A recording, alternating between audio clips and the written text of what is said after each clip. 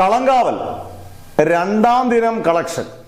ആദ്യ ദിവസം നമുക്കറിയാം 14-15 കോടിക്ക് ഇടയിൽ കൃത്യമായ ഒരു കളക്ഷൻ അപ്ഡേറ്റ് ഇല്ലെങ്കിൽ ഏകദേശം 15 കോടിക്ക് അടുത്ത് വേൾഡ് വൈഡ് കളക്ഷനാണ്. വേൾഡ് വൈഡ് കളക്ഷൻ എന്ന് പറയുന്നത് പറയും കേരള, GCC, UAE, GCC മൊത്തം, പിന്നെ ബാക്കിയുള്ള കേരളത്തിലെ ഇതര സംസ്ഥാനങ്ങൾ, പിന്നെ ഇന്ത്യക്ക് പുറത്തുള്ള രാജ്യങ്ങൾ, ഇതെല്ലാം കൂടെ കൂട്ടി പ്രധാനമായും നമ്മുടെ മലയാള സിനിമയ്ക്ക് കിട്ടുന്നത് കൂടുതലും കേരളത്തിലെയും GCCയിലെയും കളക്ഷനാണ്, UAEയിലെയും കളക്ഷനാണ്. അന്നേരം നമ്മുടെ കളങ്കാവലിന് ആദ്യത്തെ ദിവസം കിട്ടിയ കളക്ഷന്റെ ഇപ്പം തന്നെ GCCയിലെയും കേരളത്തിലേക്ക് ബുക്കിംഗ്, ഹെവി ബുക്കിംഗ് ആണ് രണ്ടാമത്തെ ദിവസവും.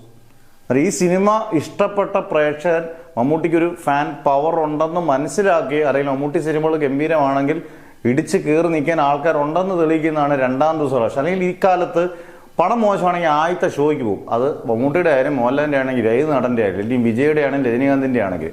അന്നേരം ഇത് സെക്കൻഡ് ഡേയിലും ചിലപ്പം ആദ്യത്തെ ഫസ്റ്റ് ഡേ നേടിയ കളക്ഷനെക്കാട്ടിൽ ഒരല്പം കൂടുതൽ കിട്ടാനുള്ള ചാൻസ് കൂടുതലാണ്. എന്ന് പറഞ്ഞാൽ 14-15 കോടിക്ക് കൂടുതൽ കിട്ടാൻ വേൾഡ് വൈഡ് ചാൻസ് വളരെ കൂടുതലാണ്.